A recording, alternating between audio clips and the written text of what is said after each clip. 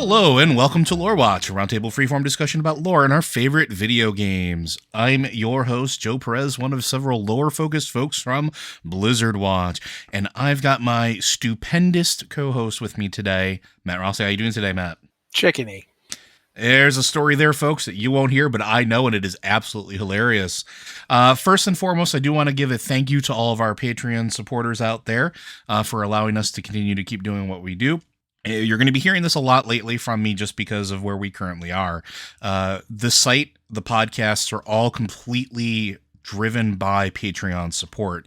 Without that, we can't actually afford to produce the shows because it does take a lot of work, more than I think people probably actually understand. Maybe not everybody, but you understand. So we are below the level that we need to be for regular site operations per month. So if you are listening to this podcast or any of our other podcasts, if you enjoy any of the content we produce, go ahead and consider giving us a little bit of support over at patreon.com/blizzardwatch. We'd like to get back up to our normal operating level and continue to evolve the site. As you may have noticed, we're doing new things. We're putting different posts out there that aren't necessarily 100% Blizzard specific. We have a podcast that isn't Blizzard specific. We're trying to evolve and grow, and we would like to continue to do that, and we hope that you can continue to support us while we do that. And if you can't, we understand. But maybe spread the word and see if there's other people out there that maybe consider it or want to do it. Or maybe listen to our content that haven't really, they're on the edge of it. Give them that little push. Help us out. But today we're going to be answering your questions, many of which come from our wonderful, wonderful Patreon supporters. And we do thank you for that. And if you do have questions for this podcast or any of the other podcasts, be sure to send them into podcast@blizzardwatch.com, or you can go ahead and hit us up on our Patreon podcast and Q questions channel. We look there first as a way of saying thank you to our Patreon supporters, trying to give them a little bit of a bonus for continuing to support us. And if you can't, and again, we do understand you don't want to do email, we do have a Q and podcast question section on the Discord, so you can go ahead and send them to us there. So we're going to start it out with our first one, which is from our friend Lord Soth. Okay, so Lord Soth here. I'm listening to your Lore Watch response to my time travel question and got me thinking of a different scenario. First, let me establish that this is not a pro-Sylvanas thing. She's a fantastic villain, but she is a horrible person. But what if we jump into the future 1,000 years and we find Sylvanas still alive? We find a mostly put together world, and we learn that the world is the way it is now because of all of her efforts. I'm assuming getting her full soul back. Not that it redeems her or undoes what she did, rather she is so weighed down by guilt that she spends the next 1,000 years fighting to bring peace and prosperity. Given the tension in our present day WoW, I feel like that could be a very interesting solution. We've gone forward and we've seen that's what Sylvanas has become, and now we have the complexity of hating her, but also wanting to do what it takes to bring the future she is responsible for. Again, not defending her and not even wanting a redemption for her. I just think that narrative tension of present day could be very interesting if that happened. So, before I let Matt loose on this, Lord Soth is still in the same wheelhouse of a redemption arc. It's still, she winds up doing good and is left to that device. I appreciate the complexity that you're trying to inject there. Matt, what do you think? You're not going to talk more? I will, but I want to hear what you think first. I don't want to explode into negativity because it's not Lord Soth's fault that he has an idea that I don't like. I mean, people have ideas that other people don't like. It's just human nature. We all have different opinions and different mindsets. But I am fully of the opinion that if Sylvanas survives this expansion, she needs to go away for a while, not become the central figure in the very next expansion about how we go 1,000 years in the future and it's Sylvanas land because she did so many good things and fixed the world. No, I need a break. I need a break from her. This isn't because Patty Mattson's not an amazing actress, because she is. It's not because the storylines haven't been well written, because they have, by and large, been well written. I simply don't want any more of this. As a person, I have my own artistic opinion about things. This does not mean that the game has to do what I want. But if it did go and give me another expansion of Sylvanas after like 2, I know I need a break. I need them to go somewhere else and do something else. There's a lot of characters in World of Warcraft. There's a lot of stories in World of Warcraft. We don't have to tell this one. And I'm at the point where I would welcome an expansion all about Odin And I want you to remember things I've said in the past about Odin. Matt's a very sour Pokemon. Yeah. I don't like Odin at all. And I would, first off, at the end of this expansion, we have a lot of figures that I have no idea if they're going to be in the end. Mm-hmm. Like Mwizala and Helia. Are we going to see them? Loose ends. Are they going to be loose ends, or are they going to be in the last raid? Are we going to end up killing them both in the last raid? Like, what's going to happen with a lot of stuff that's been set up? A lot of things, even if the jailer is defeated, the status quo of death is going to be very different. And we have no idea what it's going to look like and what our world is going to look like. Is Helia going to be free to do whatever she wants? Is Mwizala going to be running around? I mean, Odin has business with both of them. So I would honestly get more excited about an Odin expansion, and I don't like Odin. I don't even like him as a villain if he became the villain. I wouldn't even... It's not that I like him. It's just that it would be different. Yeah. I need a break from Sylvanas. This is not that she's not a great villain. This is not that she's not greatly acted. This is not that I don't understand that a lot of people really like her. I need a break. If we're not going to actually get actual like revenge, if there's not going to be revenge in this story, if the Night Elves are just going to have to turn the other cheek and let this go after she burned down their home and killed thousands of their people, then let her get off the screen at the very least, so we can have an expansion that's not about her, and at least let time progress. If you won't let there be closure, at least let it drift, let it go away, so we can have something else for a while.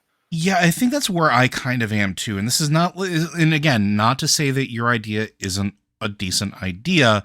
It's just one that I think I'm with Matt on this one. I love Sylvanas as a character. I love how terrible she is. I love that she is fantastically acted. I love that she is a complicated character who has been interwoven to the story of Warcraft for, over 2 decades at this point. But it's also been 2.5 expansions, really, where it's like very much been centered upon her. Whether you want to admit it or not, she has been front and center more than any other time that she has existed in Warcraft, except for maybe the reopening of Cataclysm when they redid everything and you got to do a whole bunch of stuff if you played Forsaken, and it was very Sylvanas heavy, which made sense then, but it was also only if you were Forsaken, or Gilnean, because that was also interwoven in there as well. But right now, I think it's time for it to kind of take a back seat for a little while. And if it's a secondary or tertiary story that's running in the background while everything else is going on, I think that's okay, but it can't be front and present anymore. I don't think that's good. I think that there's just been too much. And this is regardless of whether you love or hate Sylvanas, it's a lot. And I don't think we've ever really fully had an expansion that centered on one character, one character that traversed multiple expansions as the central point. And I think part of the reason is if you go back and look at all the expansions, I think outside of Garrosh was pretty central for a little while, but they each have their own contained story for the most part that still pulls on threads from other expansions and past history, and that's okay. But how much more do we need to have front and center for her?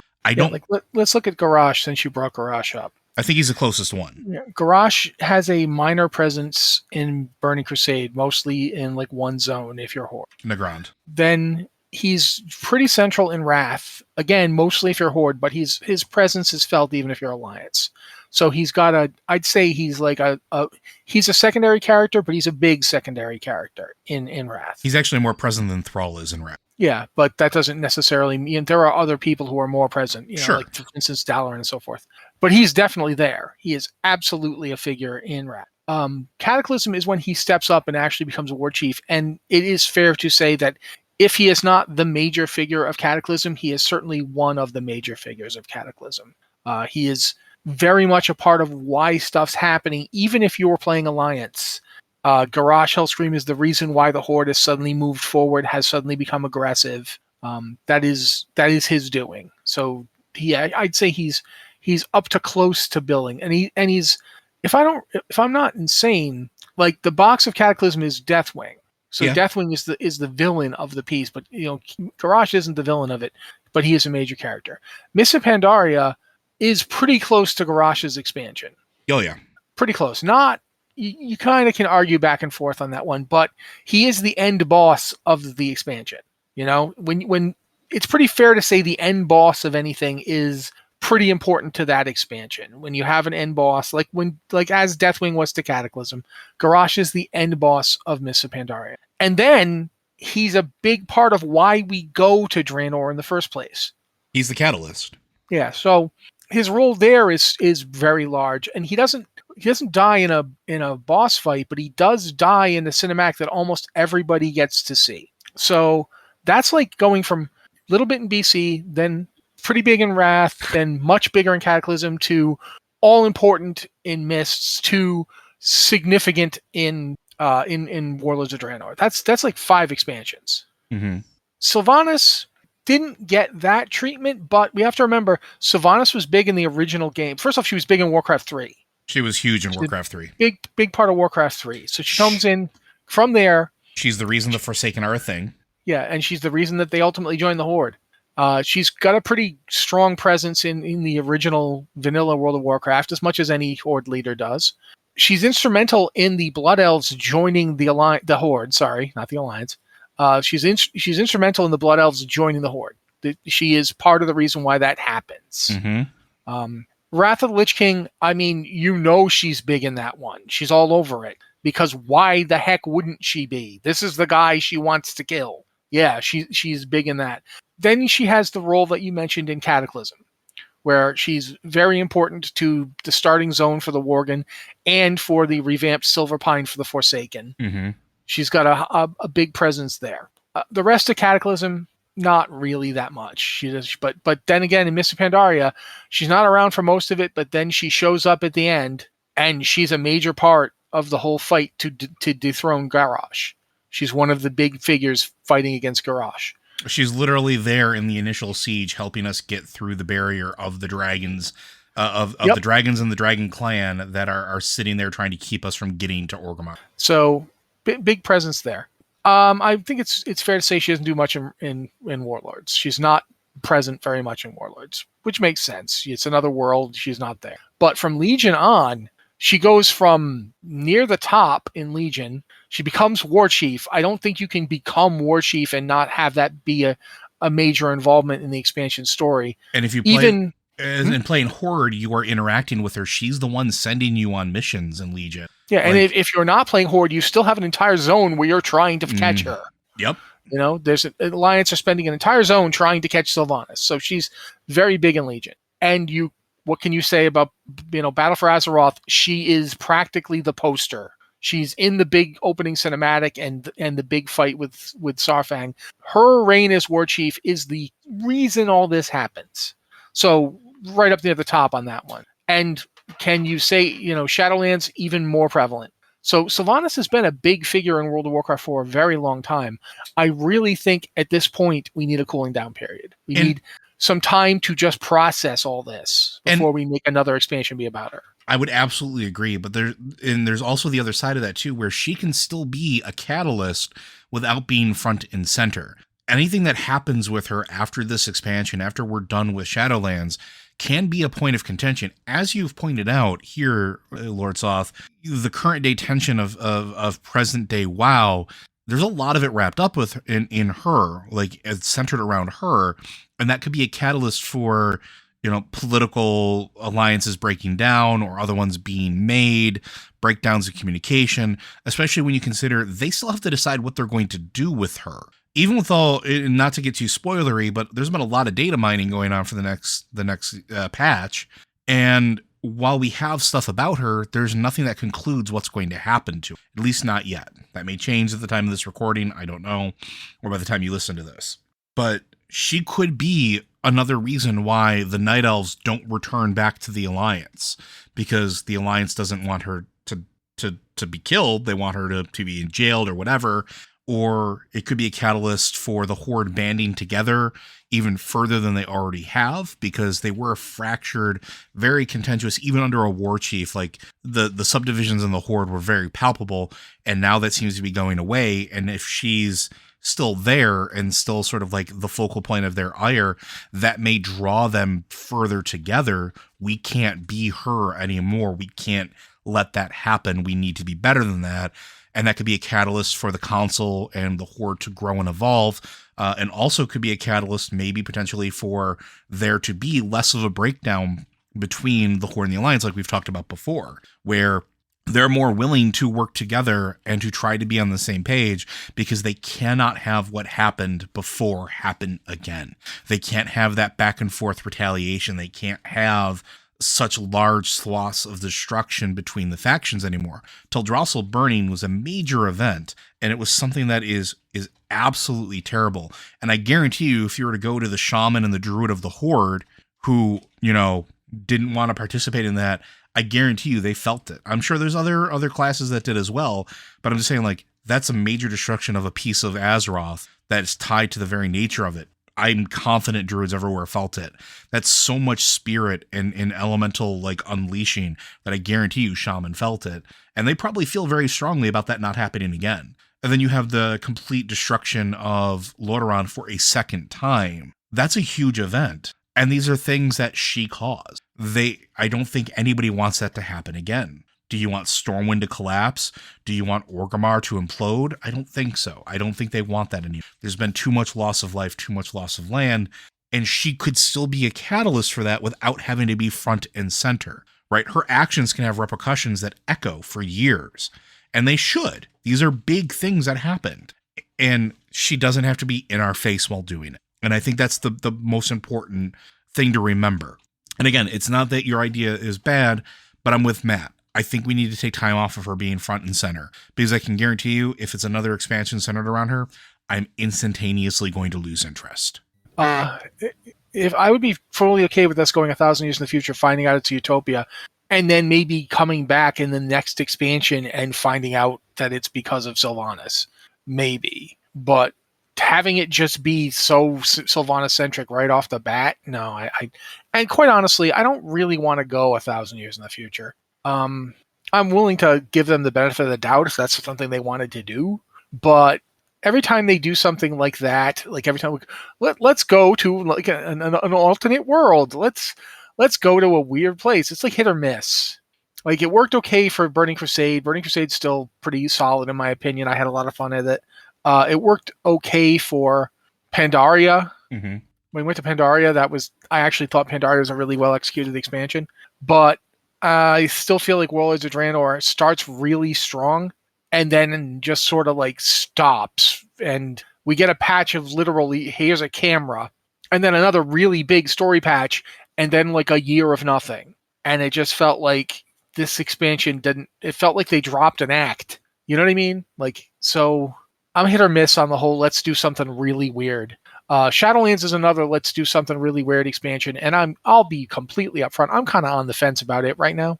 Like, there's start of it I thought is really good. A lot of it I really like, but I think this time it was mechanics that kind of sank it for me. Like, I just really wasn't feeling stuff like the Great Vault, stuff like the Covenants, and they've done changes and beefed a lot of stuff up since. So we'll see how it ends. Like, I really feel like I need to see how Shadowlands ends before I can commit to doing something really weird with the next expansion. I kind of wish I want them to do something like they did with, after Warlords, they did Legion. And in a way, Legion was like comfort food. Because it's this. You know what this is. Mm-hmm. And still it had lots of story stuff, and it was really interesting, and it had deviations. But I want to feel like a little familiar. I want to get my feet back under me and feel like I know what's going on before the next great trip to some other time period or other world or what have you. I'd like a little time with Azeroth. I would tend to agree. I think we're all on the same page. Hopefully that answers your question and gives you a little insight into where we're at, Lord Soth. But please keep those questions coming. Next up, we have one coming from our good friend Titan Fuzz. Question for Lore Watch. Listening to this week's episode got me thinking as my tinfoil hat fell on. You were talking about how the workshop of the first ones is in this pocket of the Shadowlands and why they would have started creation there. What if it only became the Shadowlands after they created the rest of the universe? The line of thought is all energy stuff in the universe started in what we call the Shadowlands. Think pre-Big Bang. The first ones popped into existence and ordered the rest of creation around this place because that's all there was. All the energy came from it, and that's why it returns to it in death in the form of the Shadowland. Tinfoil thoughts? Thanks for all you do. I started Tavern Watch and loved it. I'm glad that you are enjoying Tavern Watch. Thank you very much, Titan Fuzz. So I've been thinking about this a lot, and I think you're not far off. I think what we're seeing is essentially the birthplace of creation when we wind up going. And again, this is just my opinion. I don't have anything really to base this off of aside from what we've been told so far. But one of the things that keeps sticking out to me is the fact that we're going to a place that's an engine that sits on top of essentially a barrier layer of land, or in this case, water, that separates what's been created, what we're interacting with, from a primordial soup. Almost like what we're going through is the closest or original point of organization that pulled directly from chaos. And what it feels to me is that the stuff that we're actually walking on top of, that we're separated from, that stuff that's just below the surface, is sort of the primordial essence of the cosmos, in that it is pulled up through the engine, crafted into whatever it needs to be crafted into, and then either another creation or eternity is created or spun up and sent out into the Shadowlands, or is actually the power source that continue or allowed the first ones to sort of order and create the universe. And again, this is pure speculation. Part of this is based off of something that I'm going to be just a little spoilery about, so come back in a couple of minutes if you care about spoilers. One of the things they recently data mined is that in the raid that's coming, we fight newly born creations of the Pantheon of Death. And these are created from this engine, created by whatever the Automa at the behest of the jailer, or whoever it is that's controlling this, at the behest of the jailer who has control of it now. And he literally, one of the first things he does is he doesn't reorder reality. He creates another Pantheon of Death. He literally creates every single one of his siblings again in a new form. And then we know that those siblings, the original Pantheon of Death, are tied intrinsically to the lands that they are stewards of, and that they are, in essence, in case of Denathrius, he is Revendreth. That is his line, and it is a literal line. We see that with Ardenweld, we see that with Bastion, we see that with Maldraxxus. There's this intrinsic tie between those lands and the people that steward them. And if they were created with the engine and created from the primordial goop, then their lands probably were as well. And there probably is some sort of tie there that allows that to sort of be born. So maybe it isn't a pocket of the Shadowlands. And I think that's, when we talked about it, talking about being another dimension, that might not be the case. This might literally be the center point of reality, and everything else is built around it. But instead of being its own pocket dimension, this is the most real that reality can be, if that makes sense. Probably doesn't, and I apologize. But it's like, this is pure unadulterated conversion of chaos to order in the area that we are. And I think there's something there to it. What do you think, Matt? It's not, how do I put this? The Shadowlands is the place of death because it's where the first ones died. Mm-hmm. And the first ones had to die for the universe to exist.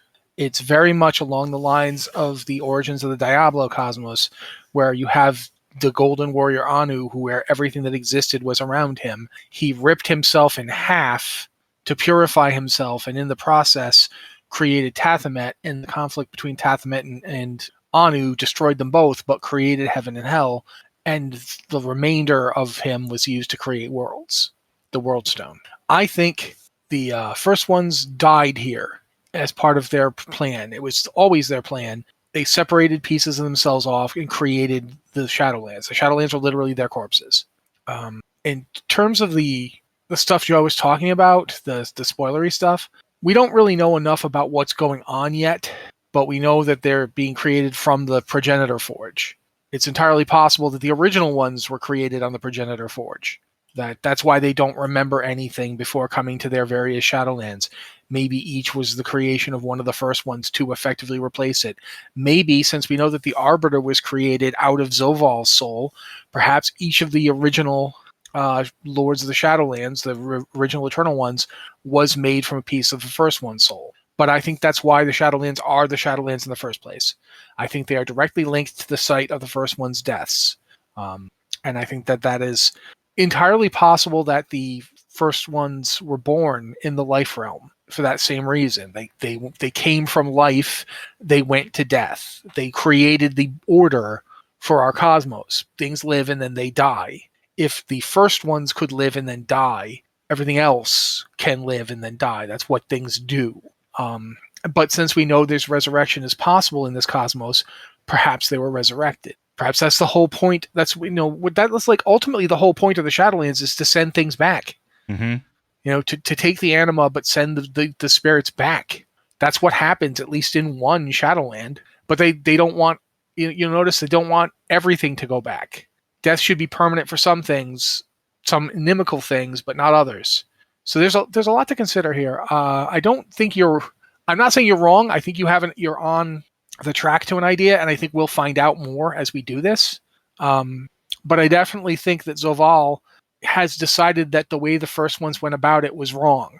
That there are inherent flaws. And think about Sargeras and his decision about the Pantheon of Order. How they had done it. It was wrong. The order can't be maintained. The world can't be kept going like this because there are always going to be things that will come in and corrupt it. It's not very different. So I think there's going to be something in this raid that will explain in more detail exactly what happened, but I don't think we're going to get a perfect answer. I don't think we're going to go, oh, that's what happened. I think we're going to get some clues, and we'll have to puzzle it for ourselves and see what happens in future expansions. But I definitely think you're on to something. And I think there's also a tie there to Azeroth as well. And I think we're going to find out finally a little bit or get some more clues as to why Azeroth is so. Because there's a reason why like Zoval it has or wants that Titan soul, right?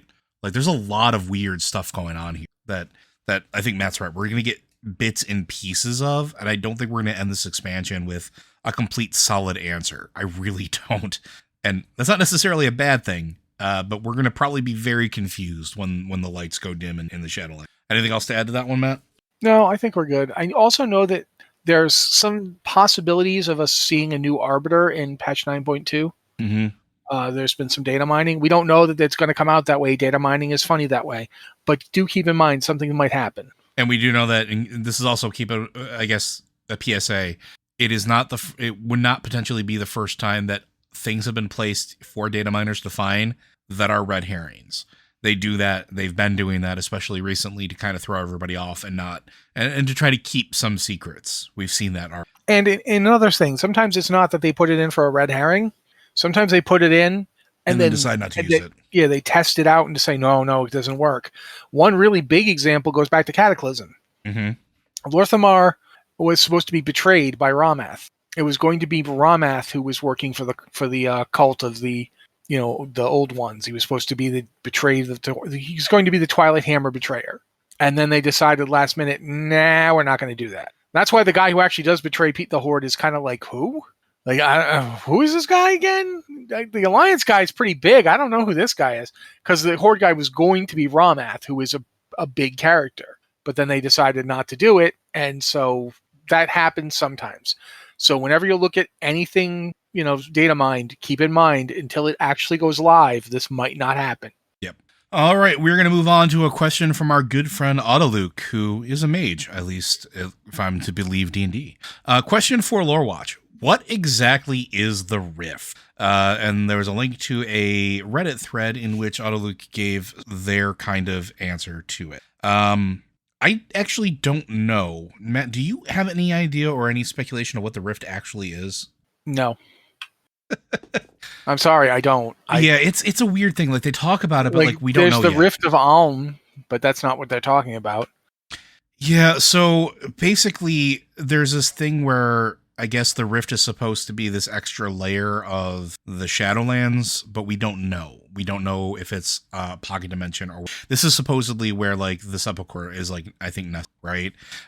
So somebody in the thread was asking if the maw is equivalent to hell. If the rift is a secret shadowier version of it, or is it an alternate dimension. We're getting into a weird point of Shadowlands where we still don't know what the Shadowlands actually fully is. And anything we think we know, it keeps getting thrown out and it keeps getting shifted or morphed into something else or a different understanding. So like when we got to the Shadowlands, we thought that, oh, these are the afterlives. These are the only afterlives. And then we get to Oribos and we see thousands of doors out there. And then we realize that it's not a finite number. And then we get confirmation of that when we start talking about the new engine and everything else that's happening. Because now we know confirmation that there's an infinite number of afterlives. They can just be created and spun out. And in fact, that's what these automated creations have been doing for we don't know how long. So while the Pantheon of Death is there, and they are definitely the 4 that we deal with, there's an infinite number potentially of beings like that and lands like that. Which then brings us back to the fact that what Bwam Samdi showed Zappy Boy about Sarfang might not be wrong. It might not actually be a lie like we've been assuming this entire time. It might be accurate. Because now we know that Bwam can move between different realms in the Shadowlands, like the brokers can, but like the Pantheon can't, which is very, very odd because he's just a powerful Loa. He's not a Pantheon. He's not tied to the specific land. So there's a lot of weird, like interdimensional bubble stuff going on here that none of it's been made clear. Like, I had a couple people this past week talk to me about, between the Grimoire and Chronicles and now the stuff that we're seeing with 9.2, if it makes any sense. The truth is it doesn't, because it's always going to be told from a certain perspective. And I think that's the point, right? Mortals are always going to try to frame it in a way that they understand, right? You always try to make heads or tails of something in reference to what you actually know. You try to liken it to something so that you're grounded. But a being like a broker is going to look at it differently because they have a different complete universe view than we do. A being like from the Pantheon of Death would have a completely different view on it as well. A Titan would have a different view on it. A Loon would have a different view on it because it's all a matter of perspective. Is the Rift a darker, shadowier version of the Maw? Maybe. Is the Rift another dimension? Maybe. Is the Rift this pocket where, a very specific subset of things exists? Maybe. And the Rift is also talked about being a dark corner of existence inhabited by shades. What does that even mean? We've seen shades. We know that shades exist. We've seen them all over the place. There are literally items in game that have shades follow you around. We know that originally the Shadowlands was supposed to be like this, if we want to go back to Wrath, where if you remember your Death Knight sort of intro, you go to the Shadowlands. A lot of the stuff you do is in the Shadowlands. It's a carved out section of it that's just overlaid of our own reality. We don't see that when we go into the Shadowlands proper. Does that mean that what we experienced before isn't the Shadowlands? Or is it just one part of the Shadowlands? There's an item buff that's I believe it's in Korthi that you can get that says that you are in the Rift, a shadowy realm of existence alongside your own. Okay. Is that like the Emerald Dream then? Is it another layer of sort of backup? Is it another layer of reality? Or is it the Emerald Dream for the Shadowlands? We have no idea. And it's also because we don't know what the Maw originally was. The Maw might not have been what it is now. It looks like a land devastated by war. Maybe it wasn't originally. Don't forget that that's the default state where all souls go. Why? If it was meant to be a hell, if it was meant to be a torturous space, why is that where everybody goes by default? I mean, they might have been banished. I mean, the very fact that it is still the seat of power of the jailer, and Torghast is still his center of control, might very well be because as the original arbiter, that's where he worked from. Mm-hmm. They may have created the city after that. One thing that comes to mind to me also while thinking about all of this is that keep in mind that there is a giant tear in the veil that's supposed to shield our world from the Shadowlands. It's a rift in that veil. It's quite possible the rift we go into is taking us into the torn up veil. Because because the Veil is supposed to exist. It's supposed to be a place that shields the Shadowlands from Azeroth and vice versa. It's very possible that the quote unquote Shadowlands that you see in the Death Knight starting zone was in fact in the Veil. You might have actually been going there because you couldn't go any further. You had to actually be fully dead and not be in a body and not be traveling. You had to be a corpse and your spirit would go there and then not come back. So there's a lot of possibilities, and as Joe's pointed out, there's a lot of stuff we don't know. Yeah. I think that we'll wind up finding out a little bit more as things progress, because that's going to be sort of like one of the hooks of the new patch and the new zones is learning the language essentially of the first ones in starting to uncover things. And this is one of those rare, I shouldn't say rare instances. This is one of those instances where I will implore people to actually spend time looking for things in the zones. Because I think here is going to be an opportunity that once we learn the language, there's probably going to be tons of stuff that are hidden that explain some of this that you might be able to find, like books or tablets or things like that are left behind either by the Automa or by the first ones themselves or by creations of them that sort of catalog some of this stuff and what it is. The answer to the rift may be present in what we're about to experience, and it might take us some time to find it. You might find a junk item, and this is something I really enjoy about the game, is there might be a junk item you can read, and you open it up, and it's nothing but symbols, because you haven't learned the language yet. And then you come back to it a couple weeks later, and now you can make out some of what it says, or maybe the entire thing, and it starts putting new spin on what we thought was happening. So we don't know what the rift is, but it's stay tuned, and you might find out. All right, our next one is a series of questions from Keelan from Dathramar. So we're going to go through these and see how much we can get through, and anything we don't get through, we'll move over to the next episode, because we did have a lot of questions this week, which again, thank you very much, all of you folks. There is a large amount of Nerubian architecture in Maldraxxus. I know you said that the Shadowlands exist outside of time and could be getting its influence anywhere, but do you think the zone is possibly a Nerubian corpse specifically? I think it's interesting on Azeroth they're immune to the plague of undeath before they're killed. There is probably something between it, especially since we know the Void touched the Shadowlands. Hold on. Yeah, I was just going to say, go for it. We know that the Maldraxxus is intended as the defense system. It's where the warriors who fight to defend the Shadowlands exist.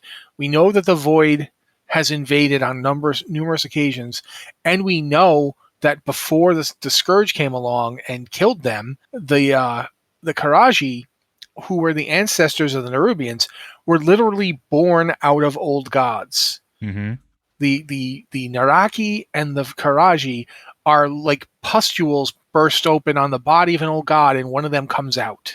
So they're literal pieces of void. So it's quite possible that Nerubian stuff is patterned after their, existential memory of the time that they were servants of the void, and that those are actually crashed void ships. It might actually be the forces of the void were invading Maldraxxus, and that stuff that's there is remnants from them. Also, for that matter, Nerubians do die. They do. So when they die, they could go to Maldraxxus, and when they're there, they might feel more comfortable if they build structures that look like their stuff. So there's a couple of different ways that could happen, even if you don't want to go with the whole idea that the Shadowlands are timeless, so they could be inspired by everything throughout history. I mean, Nerubians died. Other people die too. I mean, there's stuff in Maldraxxus that feels like a hodgepodge of all sorts of stuff. They even like to build new things out of the corpses of people who die in Maldraxxus, which maybe they were already dead. That's just really weird to think about. That they're building necromantic golems out of already dead people. Like that's not they're not physically there. They died and their spirit came to the Shadowlands, but then their spirit, I guess, gets a new body, and then they kill that and make a golem out of it. That's weird, man. That's weird. So I don't know. I don't know what the answer is, but it could be any number of those. Yeah, and I think there's some truth to it too. And I think the other thing to remember is that the Void sees everything as a possibility, and we also don't know how much visibility creatures of the Void or possibly old gods have into the Shadowlands. We know that they've attacked there, as we've pointed out, multiple times. We know that they've breached it. Well, how did they know it was there? How did they see it? How did they get there in the first place? If they can see there, maybe they started modeling some of their creations after that. Hey, we kept fighting these things in this giant corpse zone. They were pretty good, and spiders can climb stuff. All right, cool. Let's make things that look like that. That seems good. They make great fortresses. Cool. They can be builders for us. And you look at some of the old god structures. They are very, even if they're not Nerubian, quote unquote, they're Nerubian. They're citadels and obelisks and a very cohesive motif. And then you look at Maldraxxus and you see some of that. Maybe they got the inspiration from there. That's where we know some others got inspiration for their creations, looking at you, Odin. So there is a possibility of that as well. It could be going, or it could have been, like Matt pointed out, Nerubians could have died. And with the old gods in a form of stasis, we don't know what happens to them. We do know that they were living creatures. They had souls and personalities. But what if they died and they went to the Shadowlands and they're like, hey, you were a really good warrior. Do you want to go over here and have free will and like fight and like not serve as a part of a larger organism anymore, but kind of like be part of something bigger, but have independent thought? And that might be enticing to some of them. We know that there's disagreements among them. We know that they've fought with each other in the past. So maybe that was enticing to them, and maybe they started building citadels, and maybe they started directing some of them. We know that there are spider-like creatures in Maldraxxus. There are spider-like warriors. One of the ones you deal with in the dungeon, where you go after the plague vault, where the Margrave is of plagues is basically being reborn. You fight somebody who is essentially a spider or a drider that is trying to break in. You see them all over the place. There are some that work for Lady Vosh. They are her eyes and ears. We know that there was an entire house dedicated to the motif of spiders before it blew up, the House of Eyes. That's where Draka served. That's where Draka's mentor was, the Margrave of Eyes. So it could be full circle. It could be circular in who inspired what, or where they got the sort of inspiration for it. But I think there is definitely a tie between the two because it just seems a little too obvious. The next question that you have here is, if we've gotten into this before, can you elaborate on what happened to Varian's soul? With the parallels of Arthas and Anduin so far, and him leaving his father's picture behind, I feel like we're possibly headed for a scene similar to Arthas' death cinematic, with his father comforting him. Unless Varian's soul is just gone, in which case, good luck, Anduin. Varian was blown up by Fel, and this gets tricky. We've been told that Fel is basically if light and void collide and are destroyed. We know, and we've seen soul engines, which were used to generate Fel from souls. But we've also, in that same expansion, so Varian dies. Varian explodes. His soul theoretically torn asunder. At least that's what we're led to believe. But then we have our good buddy, a wonderful troll friend who... he was poisoned by Fel, yet his soul didn't explode. In fact, his soul was left intact, and we brought him back, kinda. We helped him. And recently, and this is mild spoilers if you haven't done this so far, you help him become a Loa. Vol'jin, in theory, should have suffered the same fate as Varian, but he didn't. So now I don't know that you can make that connection.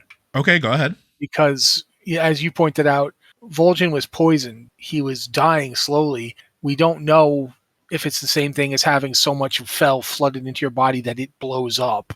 There's a pretty big difference in how the two of them. Sure. That doesn't mean Varian's gone. This is one of the things where it's very hard. Yeah. It's very hard to make a statement as to what happened to Varian. We have not seen him, but there's the jailer has kind of a collection of soul fragments.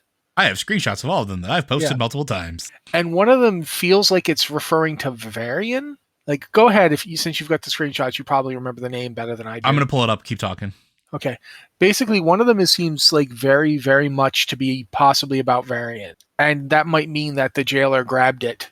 Because we know the jailer and his minions were doing stuff during Legion. Helya was active. That was, ultimately on his behest.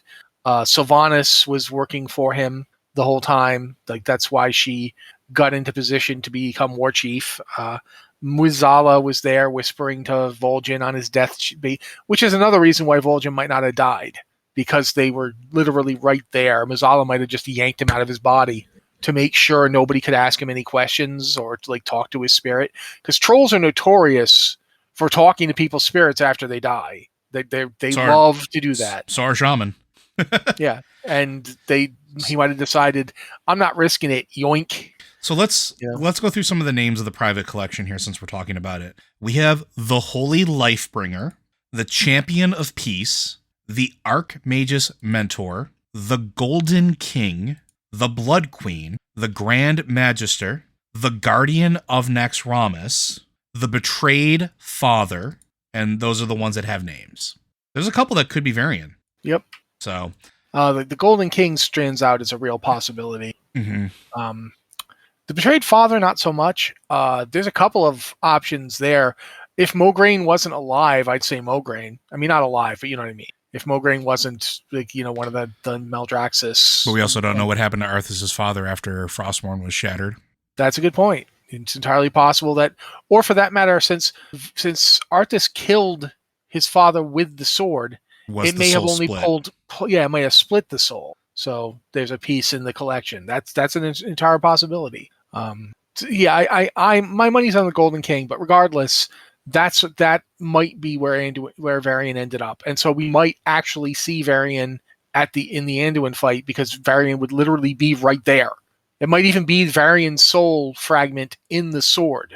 Yeah, because we still don't know what soul shard got pulled and put into the sword. The sword that was basically the recreation of Anduin's, which, if you remember correctly, was Varian's sword. A very powerful artifact, which slotting Varian's soul into it would potentially make sense. Yeah, I mean, it might also be Arthas. I mean, we don't know. It could, true. Some people think that Arthas has to appear in this expansion. Others people feel like it's just fine if we hear about Arthas and hear references to Arthas, but never actually see him. I am not making a decision on that one yet, but it could be Varian. It absolutely could. There's a lot of options here. It's one of those things where I would be very surprised if we don't see something or hear something of Varian before this expansion closes out. Now, this could also be something that we could get after 9.2. Now, we know that 9.2 is the last, raid tier expansion that we're going to get, or raid tier content that we're going to get. They've said that much. But we've also talked about how in the past, when we've been at this particular point, a 0.5 afterwards tends to either fill in story, tie up some loose ends, and start pushing towards the next expansion. And as we pointed out earlier in this particular podcast, there's a lot of loose ends that need to be accounted for. Helia's still running around. We still haven't dealt with Denathrius. We don't know what that's going to happen with it. We don't know what's going to happen with the Arbiter. We don't know what's going to happen with setting up the Shadowlands, because we're theoretically defeating the jailer doesn't fix the problem. We still have to go and fix it. But then we start looking at all those souls that we didn't get to see while we're here. How many people in the Horde want to still have a moment with Sarfang? How many people still want to have a moment with our good buddy Varian? We still have to figure out how Vol'jin's progress is going, because at the end of it, he was basically put to sleep in an egg. Has he hatched? Has he been sent home yet? We don't know. There's a lot of stuff that could be tied up in that moment, and Anduin might not be ready to go home. Let's say we free him at the end of that encounter. He might not be ready to go home. He is probably the first candidate to have nothing but guilt over what he was forced to do, despite the fact that he would intellectually know that he didn't have control. You see it. You see it in the moment when he has that moment of clarity when he stabs Chirestria, or before he does. It's horror. It's shock. He knows what he's doing, and the jailer knows that he's letting him see the things he's doing. That's intentional. He wants him broken, but he still has to does he want to go home? Does he want to go visit the Castle of Stormwind and wander those halls without his father there? The Alliance is in shambles. Tyrande wants nothing to do with the rest of the Alliance. The horror of losing everything that they just lost, plus him doing all that terrible stuff and almost unmaking reality, that's going to weigh on him. He might not be ready to go home yet. He might take a tour of some of these Shadowlands areas and be like, yo, help me get rid of some of this guilt. Or maybe he goes and seeks out his father. Maybe his father his soul did get splintered, or maybe there's a piece of it. Maybe he got his own afterlife. Maybe he's with Tiff and Rin. Maybe Anduin goes and has a tender moment with his mother and father. There's a ton of things that they could do here, and I would be okay with a lot of it, because I think Anduin needs that moment of closure so that, and I hate to say this, so that he can grow up. Because to me, that is, in effect, the one thing that hasn't happened to him yet. He's been forced to lead. He's been forced to be a king. He's been forced to be a vehicle of destruction. He's done all these things. He's been forced to lead the Alliance. But even then, it's not the same as growing up. Jaina had her moment last expansion where I will say that I think she became more complete than she had ever been. She had her moments of closure. She had her moments of dealing and coping and like understanding what she had done in the past and what she was doing now and the importance therein and what she needed to do to move forward to heal. Anduin has never had that. It's been one tragedy after another. Well, it was being a boy king under the thumb of a black dragon in disguise, having his father split in two, having his father come back, having to heal his father, going through the War of the Three Hammers, part 2, going through everything that he did, being thrust in the role when his father died, not being able to say goodbye to his father, having his valet die, and having his valet tell him not to heal me, do not heal me, do not do this, let me have my moment. And even if you read those moments, Anduin was hurting because it was one of the last pieces he had of his life. Gen is not exactly a big cuddly person. Tyrion's not a big cuddly person. Tyrion's wife is certainly not a big cuddly person. He's sort of on his own. Does he want to? No, Tyrion. Tyrion Fordring? Or not Tyrion Fordring. Tyrion, or do you mean Gen? Not Gen. Why can't I think of his name now? And you sure it's not Tyralion? Tyralion. There we go. You said Tyriel. Oh, okay. Sorry, Tyralion. Sorry, Tyralion. Tyralion and his wife are not exactly cuddly people. What does he go back to? Does he stay here and figure things out? Does he try to figure that out? Does he get his moment of closure? Does he get his moment of growth? That's kind of what I want to see. Because I want to see Anduin have those moments. Because the boy's tired. He's earned it. He's been through a lot. I feel really bad for him. I really do. So, and this sort of ties in with the other question that you have here. And I think I'll go into this real quick. Because in Shadows Rising, we see Anduin condoning torture in some pretty obvious hints of void creeping into his character. This makes me think that they might not be done with him so soon with so many loose threads. Do you think any of this might be part in the next portion of Shadowlands, or is this a culmination of choices he's already made, leading him to being susceptible to corruption the same way Arthas was? I think this plays into that. He's condoning it because he doesn't know what else to do. He feels he has to do these things. He's compelled to. And I think that's the moment that Varian got to have, where Varian understood better about being a king and leading his people thanks to the lens of his son, the combined like experiences that he had. And like, even in that moment, like, remember when Anduin was held captive by a certain Dark Iron Dwarf princess, and then Varian comes in with SI7, wrecks house, and instead of killing them, has that moment of saying, be better, you need to be better. That was a big growing moment for Varian. I think Anduin is still in the throes of that. What do you think, Matt? I mean, the scene that you're talking about shocked Tyralion. Like, he was like, what? Mm-hmm. And it didn't shock Illyria at all. But she was surprised to see it coming from him. I think people just really do not understand just how much pressure Anduin has been under for 3 expansions now. Mm-hmm. He becomes King of Stormwind during a demonic invasion that threatens to destroy the world. Then one of his stronger allies is attacked by the Horde and has their home base burned to the ground and much of their land stolen. And he has to basically accommodate their people in Stormwind while also continuing to fight yet another war after the war they were just fighting to perturb their entire planet. He has to fight another war with the Horde.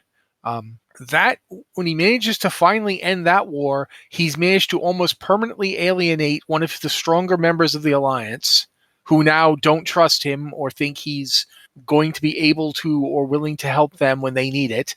And then he finds out that the whole thing has basically been a smokescreen for an old god to come back. So now he has to go deal with that.